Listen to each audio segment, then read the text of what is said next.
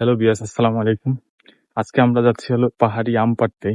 আগে যে কাঁঠালের ভিডিওটা দিচ্ছি মোটামুটি সেরকম একটা ভিউ হয়েছে, তাই আজকে আবার আমরা যাচ্ছি পাহাড়ি আম পাড়তে। চলুন আমরা দেখে আসি কিভাবে আম পাড়ি। তো ভিউয়ার্স, আমরা আস্তে আস্তে পাহাড়ি আম বাগানের দিকে রওনা হলাম। তা আমরা এখন যাচ্ছি হলো পাহাড়ি আম পাড়তে। আসলে আমার আশপাশে যে ভিউটা ভাই, এটা আসলে আপনারা না আসলে কখনো আপনারা উপলব্ধি করতে পারবেন না।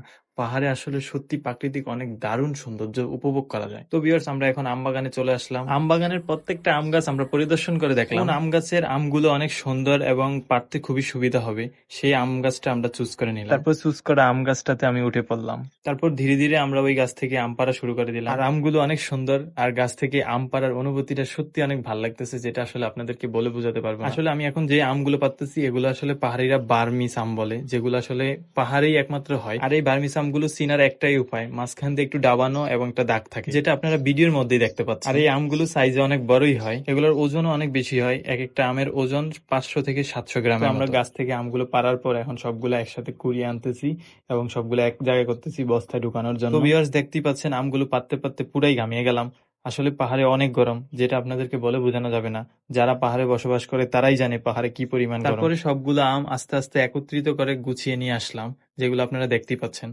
হ্যালো বিয়াস, আসসালামু আলাইকুম। পাহাড়ি আমগুলা অনেক বড় বড় হয়, যেটা আসলে আপনারা দেখতেই পাচ্ছেন। একটা জিনিস হলো ভাই, নিজের হাতে গাছ থেকে আম পাড়ার অনুভূতিটা সত্যি অনেক ভাল লাগে। তারপর আমরা আস্তে আস্তে সবগুলো আম বস্তায় ঢুকিয়ে বস্তার মুখটা বেঁধে বস্তায় মুখ বেঁধে আর দেরি না করে ঘাড়ে তুলে নিয়ে উঁচু পাহাড়ে হাঁটতে শুরু করলাম। এখন আপনাদেরকে আসল কথা বলি, যে কারণে আমার ভিডিওটা করা। একটা বস্তা ঘাড়ে নিয়ে পাহাড়ে ওঠা কি পরিমাণ যে কষ্ট, এটা একমাত্র পাহাড়িরাই জানে। আর এই কষ্টের কারণেই দূর পাহাড়িরা বাজারে ফল ফলাদি নিয়ে আসতে আগ্রহ দেখান না, কারণ অনেক উঁচু উঁচু পাহাড় আছে যেখানে শুধু পায়ে হেঁটেই রাস্তা পাড়ি দিতে হয়, সেখানে গাড়ি যাওয়া আসা করার মতো কোনো রাস্তা নেই। পাহাড়ি গাছ থেকে আম পাড়ার অনুভূতিটা সেই মজার,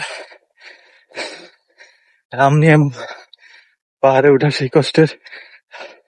আমার পাহাড়ি এরকম আমের ভিডিও কেমন হলো অবশ্যই কমেন্ট করে জানাবেন। তো ভিউয়ার্স, আপনারা দেখতে পেলেন একটু পাহাড় বেলে কি পরিমাণ এনার্জি খরচ হয়। হ্যালো বিয়াস, আসসালামু আলাইকুম। অবশেষে পাহাড়ি আম পাড়া সম্পূর্ণ হলো। অবশেষে আম পাড়া শেষ হলো। এখন আমরা আমগুলা রুমে নিয়ে যাইতেছি, দেখেন বস্তায় করে। হ্যালো বিয়াস, আসসালামু আলাইকুম। অবশেষে আমাদের আমগুলা পাড়া সম্পূর্ণ হলো। তো আপনারা আসলে দেখতে পাচ্ছেন, এই যে আমগুলা নিয়ে যাচ্ছি। আসলে পাহাড়ি আমগুলো অনেক মিষ্টি হয় এবং অনেক বড় বড় হয়। আর ভাই পাহাড় ভাইয়া কোনো কিছু আনলে সেই কষ্ট হয়। এই দেখেন, এই পাহাড় নিচ থেকে উপরে উঠাইলাম। তো অবশেষে আমাদের আম পাড়া মিশন সাকসেস হলো। আপনাদের জন্য আসলে ভিডিওটা করার। তো আপনারা সবাই ভালো থাকবেন, সুস্থ থাকবেন। আল্লাহ হাফেজ। আর আমার পেজটিকে ফলো দিতে কিন্তু ভুলবেন না। ধন্যবাদ।